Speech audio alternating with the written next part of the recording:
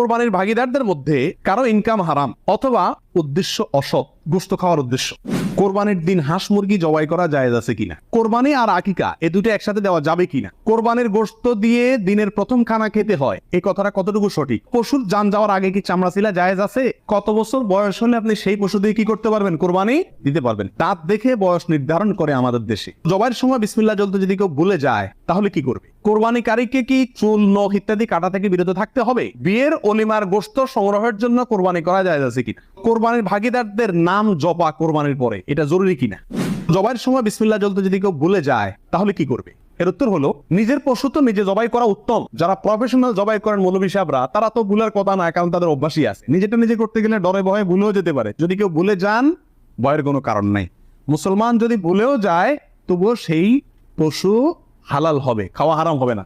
ইচ্ছাকৃত যদি কেউ বিসমিল্লাহ না বলে সেটা ভিন্ন কথা, এটা সমস্যা আছে। কিন্তু বলে যদি বিসমিল্লাহ না বলে তাতে পশু হালালই থাকবে, হারাম হবে না ইনশাআল্লাহ। কোরবানির গোশত দিয়ে দিনের প্রথম খানা খেতে হয়, এই কথাটা কতটুকু সঠিক? উত্তর হলো পুরাই সঠিক।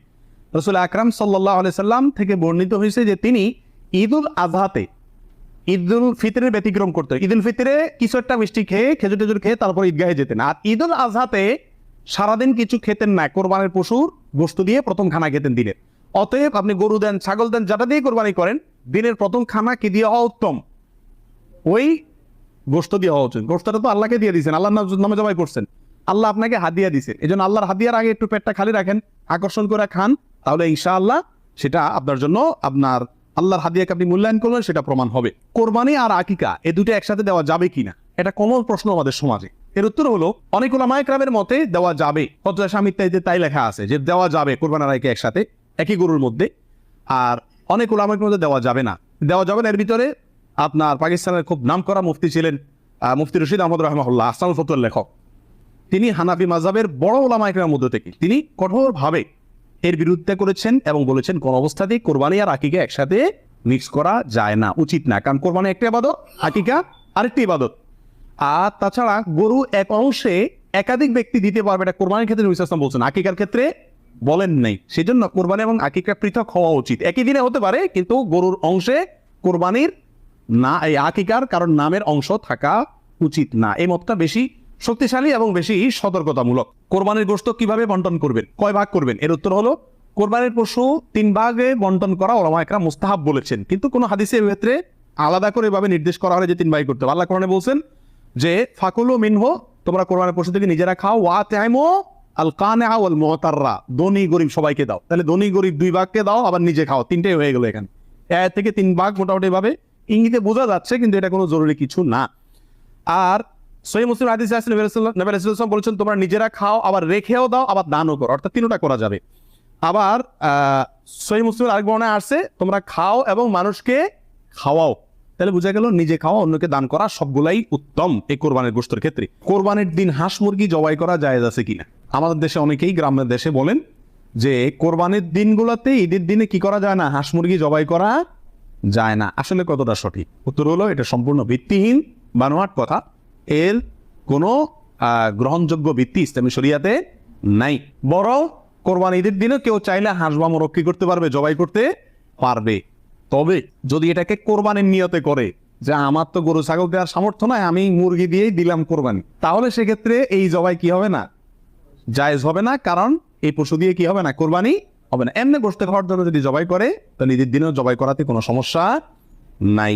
পশুর বয়স কত হতে হবে, কত বছর বয়স হলে আপনি সেই পশু দিয়ে কি করতে পারবেন, কোরবানি দিতে পারবেন? এর উত্তর হলো, পশু যদি হয় সবচেয়ে বড় পশু অর্থাৎ উট, তাহলে সেক্ষেত্রে সেটার বয়স হতে হবে কমপক্ষে 5 বছর। কত বছর? 5 বছরের নিচে যদি ওটার বয়স থাকে, ওইটা এমনি জবাই করতে খেতে পারবেন, কিন্তু কোরবানি হিসাবে কি করতে পারবেন না, জবাই করলে এটা কোরবানি আদায় হবে না। গরু যদি হয় তাহলে সেক্ষেত্রে তার বয়স হইতে হবে কমপক্ষে 2 বছর। আর ছাগল, দুম্বা, ভেড়া এগুলো যদি হয় তাহলে তার বয়স হইতে হবে কমপক্ষে 1 বছর। তাহলে ছোট পশুগুলা 1 বছর, গরু 2 বছর ও 5 বছর। ছোট পশুর মধ্যে আবার এগুলো যদি 6 মাসের বয়স, 7 মাস, 8 মাসের বয়সেরটা দেখতে 1 বছরটার মতো বড় দেখা যায় তাহলে চলবে, কিন্তু ছাগলের ক্ষেত্রে পরিপূর্ণ কি হইতে হবে, 1 বছর হওয়া লাগবে। দাঁত দেখে বয়স নির্ধারণ করে আমাদের দেশে, এটা কি ঠিক নাকি বেঠিক? কি বলেন আপনারা? এটা ঠিক। কারণ হলো পশু বিশেষজ্ঞ যারা আছেন, পশু সম্পর্কে যারা ভালো বোঝেন, পশু লালন পালনে যারা দক্ষ অভিজ্ঞ, তারা পশুর গালের ভেতরকার বিশেষ ধরনের দাঁত যখন একটা বের হয় তখন বুঝেন এটা 1 বছর হয়েছে, 2টা বের হলে বুঝেন 2 বছর হয়েছে, এবং এটা অভিজ্ঞতা দ্বারা মোটামুটি প্রমাণিত, প্রতিষ্ঠিত। যার কারণে ওইটার উপরে নির্ভর করে বছর নির্ধারণ করা, নির্ণয় করা কি আছে সঠিক। তবে কোনো পশু যদি নিশ্চিতভাবে জানা যায় তার বয়স 1 বছর 2 বছর বা যেই পরিমাণ বয়স হওয়া দরকার সে পরিমাণ বয়স হয়েছে কিন্তু দাঁত উঠে নাই, তবুও সেটা দিয়ে কি দেওয়া যাবে? কোরবানি দেওয়া যাবে। দাঁতটা মেইন না, মেইন হলো বয়সটা ওই পরিমাণ হয়েছে কি না। ওই বয়সে হওয়ার পরও কি থাকতে পারে? দাঁত নাও থাকতে পারে। পশুর জান যাওয়ার আগে কি চামড়া ছিলা জায়েজ আছে? উত্তর হলো না, কঠোরভাবে নিষেধ। আমাদের দেশে কসাইরা এবং যারা চামড়া ছিলে নিজেরা অনেক সময় দেখা যায় জান এখনো পুরো বাইর হয় না, রু বাইর হয় না, তার আগেই ওই পায়ের রগ কাটা শুরু করে, চামড়া ছিলে শুরু করে, পুরো না ছাড়া করে। এটা জায়েজ নাই, এটা গুনাহের কাজ। আপনি কোরবানি করছেন ইবাদত, অথচ গুনাহ হচ্ছে সাথে। নবী রাসূলুল্লাহ সাল্লাল্লাহু আলাইহি ওয়াসাল্লাম বলেছেন, ইন্নাল্লাহা কাতাবাল ইহসানা আলা কুল্লি শাই, আল্লাহ সব বিষয়ের প্রতি ইহসান করার নির্দেশ করেছেন। অতএব ফাইদা কাতালতুম ফাআহসিনুল কিতালাতা ওয়া ইযা যাবাহতুম ফাআহসিনুজ যাবিহাতা, তোমরা যখন কোনো পশুকে জবাই করবে তখন ওই পশুর প্রতি রহম করিও, ভালো করে ধারটা দিয়ে নিবেন। নবী সাল্লাল্লাহু আলাইহি ওয়াসাল্লাম বলছেন যাতে করে তার রূহ বের হতে কষ্ট না হয়। সেখানে জীবিত অবস্থায় এখনো মরে নাই, আপনি চামড়া ছিলা শুরু করে দিলেন, এটা খুবই অন্যায় এবং জুলুম। কোনো কষাই যদি করে তাকে থামাই দিবেন যে রু যেতে দাও, তারপরে হাত দাও। কোরবানির ভাগিদারদের নাম জপা কোরবানির পরে এটা জরুরি কিনা আপনারা দেখবেন। ভাগিদারে কোরবানি যদি দেয় তার লিস্ট লিখতে লিখতে অবস্থা খারাপ হয়ে যায়, এবং যিনি কোরবানির পশু জবাই করেন ওই হুজুর নাম নিতে নিতে অবস্থা খারাপ। আল্লাহর নামে এতবার নেয় কিনা সন্দেহ, এতবার ওই ভাগিদারদের নাম নেয়, কারণ ভালো করে নাম নিলে টাকা পাওয়া, কোরবান জবাই টাকা পাওয়া কঠিন হয়ে যাবে। তো এটা জরুরি কিনা? উত্তর হলো এটা মুস্তাহাব। কোরবানি করার পরে আল্লাহুম্মা তাকাব্বালহু মিন ফুলান ফুলান ফুলান, আল্লাহ এটাকে অমুকের পক্ষ থেকে নাম ধরে তার পক্ষ থেকে কবুল করুন, এরকম বলাটা মুস্তাহাব, উত্তম। রাসূল আকরাম সাল্লাল্লাহু আলাইহি ওয়াসাল্লাম নিজেও বলেছেন, আল্লাহ এটা আমার পক্ষ থেকে কবুল করেন, এটা আমার উম্মতের পক্ষ থেকে কবুল করেন, আমার পরিবার, এটা আমার উম্মতের পক্ষ থেকে। তাহলে এভাবে সবার পক্ষ থেকে কোরবানি যে কয়জন দিচ্ছে তাদের পক্ষ থেকে কোরবানি হচ্ছে এই কথাটা, এবং তাদের পক্ষ থেকে আল্লাহ কবুল করেন, এটা বলাটা উত্তম, মুস্তাহাব কিন্তু কিনা। কোনো কারণে যদি কেউ বলতে ভুলেও যায়, নিয়ত যেহেতু আছে আল্লাহ জানেন, অতএব কি হয়ে যাবে? কোরবানি হয়ে যাবে। কোরবানিকারীকে কি চুল, নখ ইত্যাদি কাটা থেকে বিরত থাকতে হবে? উত্তর হলো হ্যাঁ। নবী রাসূলুল্লাহ সাল্লাল্লাহু আলাইহি ওয়াসাল্লাম বলেছেন, মান আরাদা আন ইউদাহিয়া, যে ব্যক্তি কোরবানি করার ইচ্ছা রাখে, পোষণ করে, ফালা ইয়াখুজ মিন শা'রি ওয়া আযফারি শাইআ, সেই জন্য তার নখ, চুল ইত্যাদি কোনো কিছুতে হাত না দেয়।